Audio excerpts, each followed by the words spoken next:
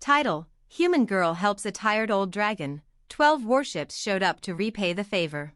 The market on Arcturus station was loud and busy, a cacophony of voices, haggling, and interstellar smells that made some tourists faint. Most people were too busy to notice the ragged old dragon slumped near the supply terminal, tail curled around cracked scales and wings hanging like forgotten flags.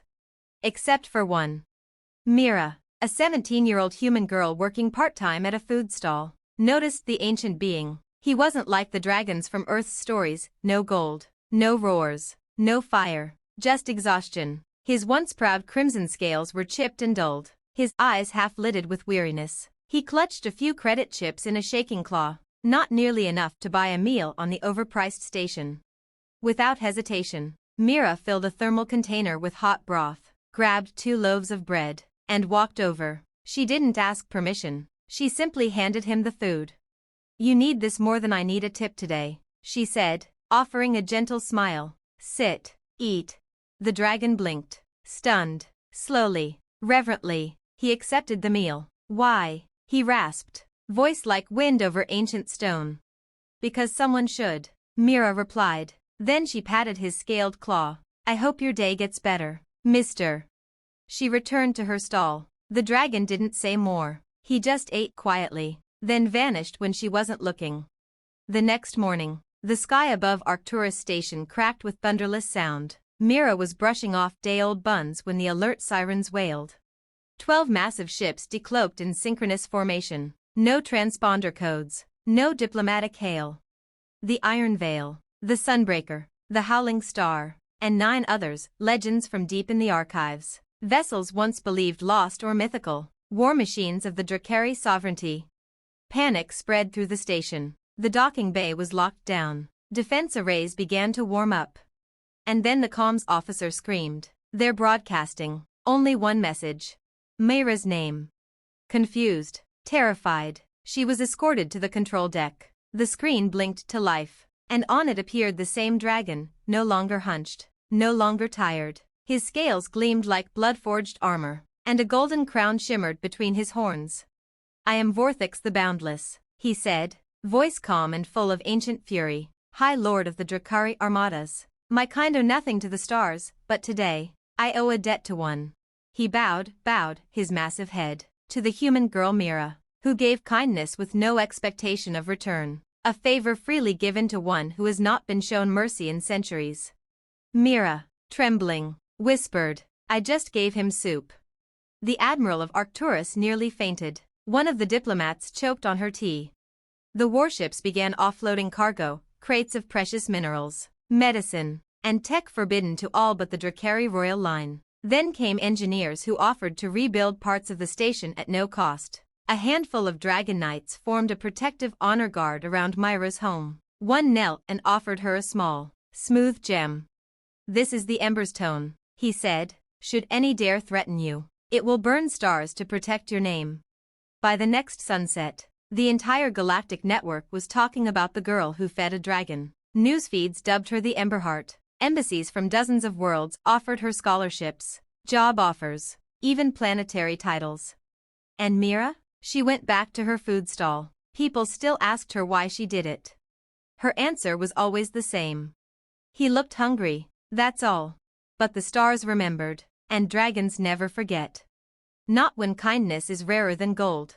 Part 2, The Girl, the Crown, and the Ember's Tone. It had been 3 days since 12 warships turned the skies of Arcturus station into a legend. 3 days since Mira gave soup to a tired old dragon and woke an empire.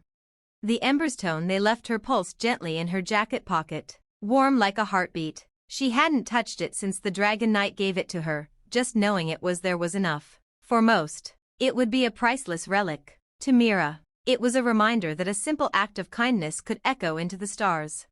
She was sweeping crumbs from under the stall when a second message arrived, not a broadcast this time, but a private transmission, encoded with Drakari sovereign cipher. It read, "The sovereignty recognizes Mira Emberheart as ally firstborn. The throne requests her presence aboard the flagship Iron Veil for audience." Mira stared at the words. Then came the roar of engines. The Iron Veil did not dock. It descended, dwarfing the docking tower with its obsidian hull. like a mountain deciding to walk. Its hangar opened, and from it emerged not soldiers, but emissaries, 3 dragons, armored in glinting silver steel, and a 4th smaller figure, humanoid, cloaked, bearing the sigil of the Eternal Wing. The crowd parted. The lead dragon stepped forward and spoke in near-perfect galactic standard. By command of Vorthix the Boundless, High Lord of Flame and Void, Mira Emberheart is invited to the Sovereign Court. Why me? She asked softly. You fed a dying king, the dragon said, his tone reverent. You gave without calculation. In our culture, that binds the ancient right of first flame. He has not invoked that right in 5 centuries. He chose you. She hesitated. Her heart pounded in her chest. Then, swallowing her fear, Mira nodded. I need 10 minutes to tell my boss I'm taking a break. The Iron Veil was less a ship and more a floating cathedral. Its walls were inscribed with glowing runes, each telling part of the Drakari saga, of the Flame Wars, the silence between stars, the binding of the last Leviathans. Mira walked among ancient warriors and scholars, their scaled faces full of curious warmth. At the throne chamber, the doors opened with a sigh of fire. There he was, Vorthix. He no longer looked like a tired old beggar. He wore his age like a crown. Fire danced between his horns, and his wings stretched like eclipses. But his eyes, the same ones Mira had seen days ago, still held something gentle. You came, he rumbled. I didn't think I could say no, Mira replied, stepping forward, but I also wanted to. Vorthix chuckled, a deep sound that rumbled the floor. Then let the court bear witness, the flame kindling has been answered. A dozen dragons lowered their heads. The court echoed the words, so it is witnessed.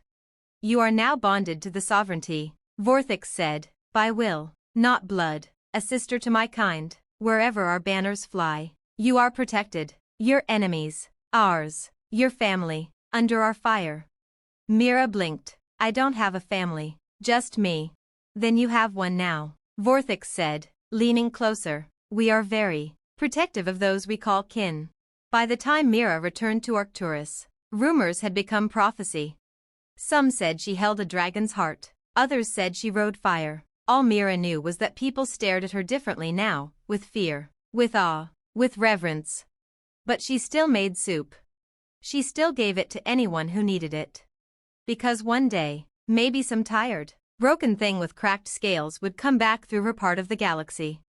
And she'd be waiting, with bread, broth, and a little kindness. The kind that lights empires aflame. To be continued. Next, the Emberheart stands before the Galactic Council and declares war. Part 3. The Emberheart stands before the Galactic Council and declares war. They gave Mira robes of flame thread and a seat forged from void steel. But she still felt like a girl from a soup stall as she stood before the Galactic Council.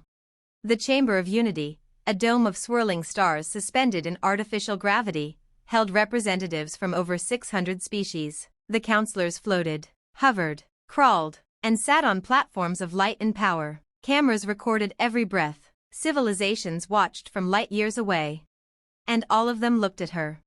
To her left stood Vorthix, the great Dragon King, silent and regal. To her right, the Drakari Flame Guard flanked her like a living fortress. But it was Mira they stared at. Mira they feared. Mira they demanded answers from. She remembered how it started, a bowl of soup and bread for a tired old soul. Now she stood before gods in suits. The Varnathi delegate, a wrinkled cluster of pale tendrils, was first to speak. Human girl, Emberheart, you were granted audience to observe, not to disrupt. You are not of noble birth, nor elected, and yet your presence has shaken the order. The Zarian fleet minister chimed in, his mechanical form glowing red. You are backed by 12 warships of mass extinction class. That is not diplomacy. That is intimidation. Another voice, cold and serpentine, why have you come? Speak, child. Mira stepped forward. I fed a dragon because he looked hungry, she said, her voice calm. I didn't know he was a king. I didn't know it would bring ships, but I won't apologize for being kind. A murmur rippled through the chamber. But I'm not here to talk about soup, she continued. I'm here because I saw what happens when a being like Vorthix is treated like trash. I saw what you all ignored. You let his kind fall. You watched their stars die. You called it balance. I call it cruelty. gasps, protests. A few lights on recording drones flickered with urgency. The sovereignty is rising again, Mira said, voice growing stronger. And I'll stand with them, not as a queen, not as a warrior, as a witness, as a reminder. The Drakari banners unfurled behind her, red and gold, edged with fire and truth. She held up the Emberstone. I've seen what kindness can ignite, and I've seen what silence destroys, so I'm saying this now, to every empire that chooses power over people, greed over mercy, no more. Vorthix finally stepped forward. Let the council note, the Emberheart speaks with sovereign authority. A harm to her is a declaration of war. Myra's voice was steel now. We don't want war, but we won't run from it, either. There are too many forgotten, too many broken. If you won't protect them, we will. The chamber plunged into silence. Then, slowly, the Charon delegation, a species of ash and dust, stood. The girl speaks true. We were once a proud people. The council let us starve. They crossed to Myra's side. Then the Deltari. Then the Varuxi. Species long ignored, trodden on, marginalized, moved to her side. Not because she had power, but because she used it, to speak, to act, to care. In one motion, the chamber split in two. The girl who fed a dragon had started a realignment of empires. Later, in the war room aboard the Iron Veil, Vorthix leaned over her shoulder as stars blinked on a galactic map. You understand what you've done? He rumbled. She nodded. I spoke the truth. The rest followed. No, they followed hope, he said, and you gave them fire. She looked out the viewport, watching distant suns burn. They'll come for me now, won't they? She asked. Yes, Vorthix said, but not without cost. He smiled, showing teeth like blade glass. They've made a mistake, Mira whispered. What mistake is that? They think I'm just a girl. She turned, Emberstone in hand, its fire reflecting in her eyes. They forgot, I'm the girl the dragons follow. To be continued. Next, Operation Cinderwake, the first strike against the Empire of Silence. Part 4, Operation Cinderwake, the first strike against the Empire of Silence. The war began in the quiet. Not with a bang, not with a declaration, just a flicker, an outpost left unanswered, a convoy vanished, a transmission silenced mid-sentence. Then came the smoke. Across the outer colonies of the Empire of Silence, those black-cloaked tyrants who had long ruled the dead zones with genetic purges and memory wipes, entire listening stations went dark. Patrols were found drifting in space, hulls still glowing, no signs of struggle, just emptiness. And in every wreckage, in every hushed command room, scorched into the walls by searing flame, was the same sigil. The Emberheart. Mira sat aboard the Ashlight, a sleek, silent predator of a ship, flanked by two Drakari destroyers. The fleet moved like a shadow across the Perseus breach. The soldiers around her were not generals or politicians, they were the forgotten, miners from bombed colonies, scavengers turned saboteurs, soldiers left behind when treaties were signed without their names. And they followed her. Target in sight, said Koroven, a Deltari recon captain. Empire Communications Relay, Cold Echo Relay 3, one of their top blackout nodes. It controls memory suppression tech across 37 systems. Mira stood. She was no longer the girl who served soup at a stall. She wore black field armor trimmed in red gold, her hair tied back, the Emberstone now set into a silver chain around her neck. Her voice was calm. We take it down, she said. No prisoners, no mercy. This isn't revenge. This is justice. Vorthix's voice rumbled through comms from orbit. The fire is yours to command, Emberheart. She turned to her squad. Cinderwake begins now. The strike was swift. Phase 1, EMP charges detonated across the relay's perimeter. Lights blinked out like dying stars. Automated defenses stuttered and fell silent. Phase 2, Drakari assault teams, cloaked in heat-dampening runes, slipped through vent shafts and plasma ducts. No alarms, no screams, just fire, cold and surgical. Phase 3, Mira led the charge into the command core. The Empire's prefect, a vat-grown thing of bone armor and still-wet synthetics, lunged at her with electroclaws. She didn't flinch. Her Emberstone flashed, and the air ignited around her. The prefect's body slammed against the wall, its armor melting like wax. She stepped over it, reached the control panel, and uploaded a simple command. Memory dampeners, offline. Across 37 systems, billions of minds blinked and remembered, the children they lost, the words they forgot, the faces that were wiped clean. Across the stars, the Empire's silence cracked. And then it screamed.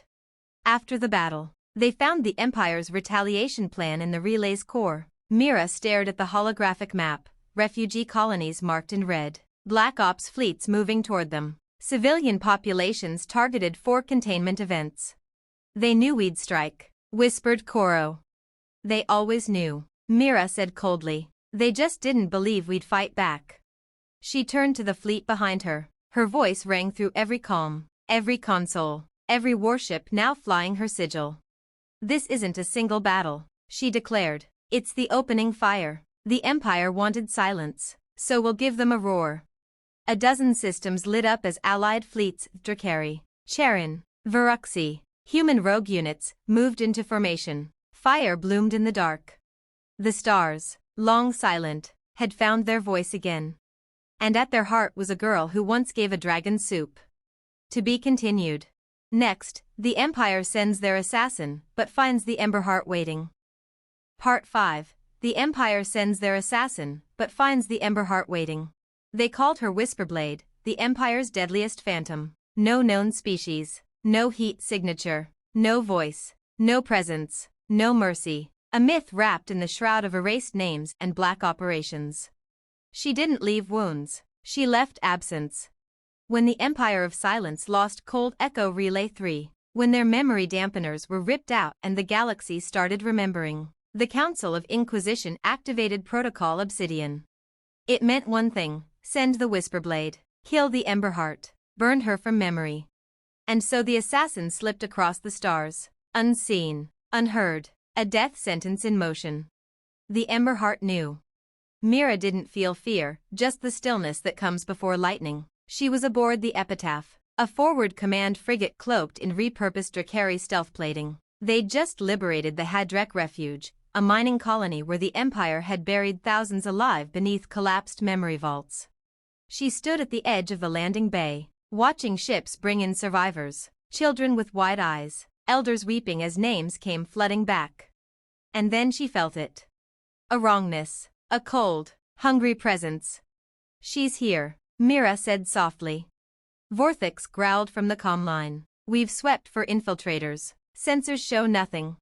That's why she's already inside. She turned, eyes narrowing. Clear the bay. Seal the doors, now. The bay went quiet. Then the lights cut. And the Whisperblade stepped from the shadows. No armor, no weapons, just a figure in a cloak of light-eating threads, her face veiled in shifting static. Her hands glowed with null energy, the kind that erased both matter and memory. Target confirmed, she whispered. Emberheart, your spark dies here. Mira stepped forward, slowly removing the ember's tone from her neck and holding it out in front of her. I know what you are, Mira said calmly. You're a knife, sharpened in silence, pointed at hope. Hope is inefficient, Whisperblade replied. Empires are built on fear, not feelings. Empires built on fear, Mira said, eyes glowing faintly with the Emberstone's fire, tend to burn fast. The assassin lunged. Myra's hand opened, and the room ignited. Not in flame, but in memory. Walls lit up with faces, every victim of the Empire's purges, every erased soul etched in fire. The Whisperblade stumbled mid-strike, her perfect neural focus fracturing as emotion crashed into her like a wave. Images flashed in her mind, her own face as a child, forgotten, discarded, her first kill, her training cell, her mother's scream before her mind was wiped. She faltered. And that was all Mira needed. She slammed the Emberstone into the assassin's chest, not to kill, but to ignite what was buried. The Whisperblade collapsed, shaking, convulsing, her cloak sputtered, the static on her face fell away. A woman remained. Barely older than Mira. Eyes full of rage and regret. I remember, she choked. They made me forget everything. Mira knelt beside her, Then take it back. Help us make them pay. When the lights came back on, Vorthix arrived with a full Drakari squad. They raised their weapons. No, Mira ordered, standing between them. She's with us now. The dragons hesitated, then lowered their blades. She was the Empire's sharpest knife, Mira said. Now she's a mirror. Let them see what they've made, and fear it. They never announced the Whisperblade's defection, but across the Empire, high-ranking officials began dying in the dark, targeted strikes. Perfectly timed. Message burned into every sight. The Emberheart remembers you. The girl the dragons followed had turned the Empire's greatest assassin into her second shadow. And the galaxy watched with held breath. Because this war wasn't just about empires anymore. It was about memory, mercy, fire. And Mira Emberheart had all three. To be continued. Next, the day the stars turned red, Mira leads the assault on the Throne of Silence. Part 6. The day the stars turned red, Mira leads the assault on the Throne of Silence. The stars over Sector Null went red. Not with warning lights, not with blood, with fire. It began with a signal, an untraceable burst that surged through every hidden channel of the Empire of Silence. A simple phrase burned into their blackened archives. We remember. And the galaxy moved. Drakari war armadas swept in from the void, wings blazing with plasma banners. Deltari rift cutters surged through collapsed wormholes. Viruxi planet crackers fired salvos that tore apart gravity itself. Civilizations that had once bowed in fear now rose behind one name, one symbol, one girl. Mira Emberheart. At the edge of the galaxy, embedded in a dead star's gravitational echo, sat the unassailable fortress known as the Throne of Silence, capital of the Empire, vault of forgotten histories, and graveyard of 10,000 languages. Today, it would burn. Inside the command bridge of the Ashlight, Mira stood in silence. Her black-red armor shimmered with coded runes, a gift from the Drakari Forgekin. The ember's tone pulsed like a heartbeat against her chest. The Whisperblade stood to her right, face uncovered now, eyes like twin razors locked on the tactical display. To her left, Vorthix the Boundless, ancient and terrible, armored in ceremonial warplate last worn during the sundering of stars. This is not just a battle, Mira said, it's remembrance, for every voice they erased, for every name they tried to bury. Koroven, scarred and silent, gave a small nod. Then let's dig them up. The fleet surged forward. The Empire's defenses activated millions of drones, sentient mines, memory blank artillery. The Throne of Silence spat out death in concentric waves. But it was too late. Mira had planned this for months. Every move, every pulse, every shift in enemy patterns had been recorded. By the forgotten, by survivors, by defectors, by ghosts. Phase 1, Disruption, Whisperblade said. Across the stars, sleeper cells activated. Inside the throne itself, janitors turned saboteurs, engineers became sabers, memory vaults exploded from within, deleting suppression algorithms and flooding the Empire's command systems with truth. Phase 2, Disarm the Sun Wall, Vorthix commanded. The Howling Star, the largest Drakari war dreadnought, ignited its core and dove straight through the throne's perimeter grid, unleashing the Seer Fire, a superweapon that bent time just enough to erase the Empire's outermost defense ring from existence. Mira boarded the station personally. No delegation, no drone proxy, no message through a screen. She led a breach squad, Drakari Fire Knights, Deltari Disruptors, Whisperblade at her flank. They carved their way through the halls of silence, each step reclaiming ground soaked in erasure. Finally, at the center of the fortress, she reached it. The Quiet Crown.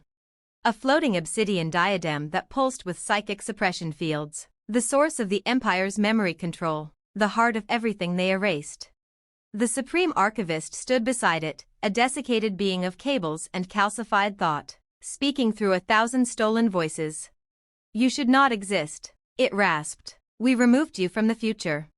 You tried, Mira said, but you forgot something. The ember's tone blazed with fire and light and memory. I remembered myself, and I helped others remember too. The crown lashed out psychically, screaming thought waves meant to destroy identity. Mira held her ground. And Whisperblade stepped in front of her, absorbing the strike. She screamed but didn't fall. I choose who I am now, she roared. Mira hurled the ember's tone into the quiet crown. It struck. The silence shattered. The psychic network collapsed. The memories came flooding back. Throughout the empire, citizens fell to their knees as names, songs, stories, identities returned in a tidal wave of memory. The throne of silence began to burn from the inside. Outside, the stars turned red as the Empire's fleets blinked out, either surrendering or self-destructing in chaos. Inside, Mira stood in the ashes of the quiet crown. She was bruised, burned, weary beyond reason, but whole. Vorthix arrived behind her, offering a clawed hand. The galaxy is watching. You've won. Mira looked back at the ember-glowing wreckage. No, I've begun. She turned to her allies. Now we rebuild. Not just walls, not just stations, memories, culture, lives, truth. The galaxy had feared fire. But they hadn't understood. Sometimes, fire was not destruction.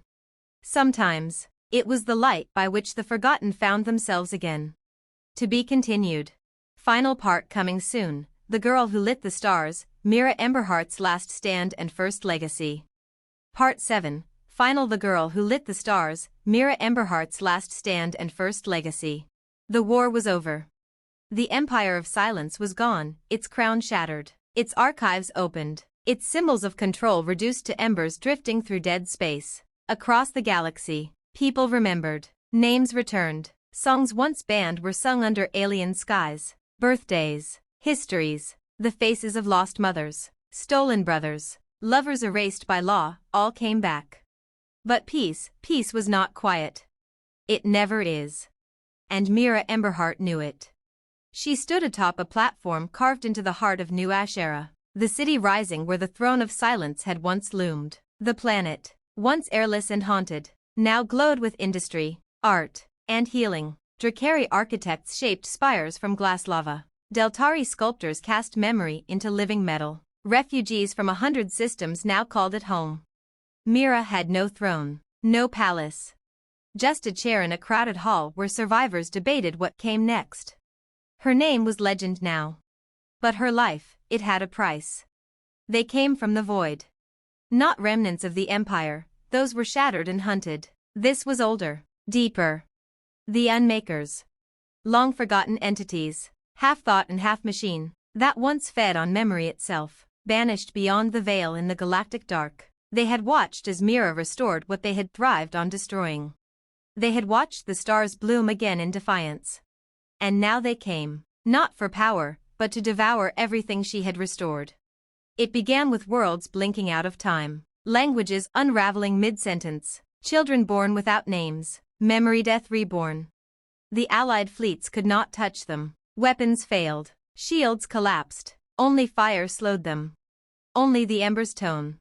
Mira stood at the core of the last beacon, a tower powered by the living flame of the ember's tone itself. It was built not to destroy the Unmakers, but to remember louder than they could erase, a weapon of light, soul, and will.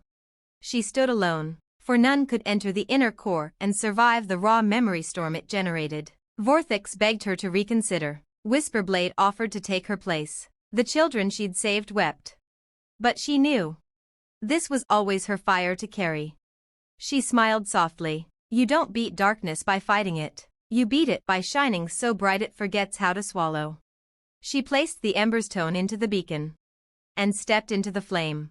They say a new star bloomed that day. Red gold, gentle at first, then rising into a blaze that cast shadows all the way to the galactic rim. It pulsed not in heat, but in names. You could feel them. If you listened, whispers of everyone the Empire had erased.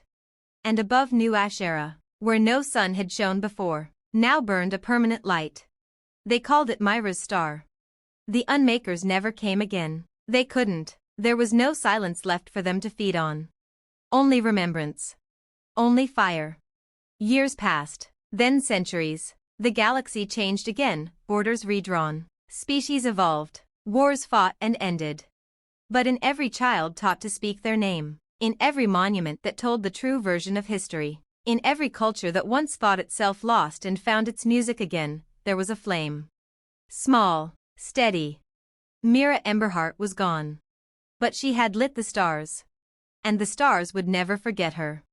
The end, or rather, the beginning of everything she made possible.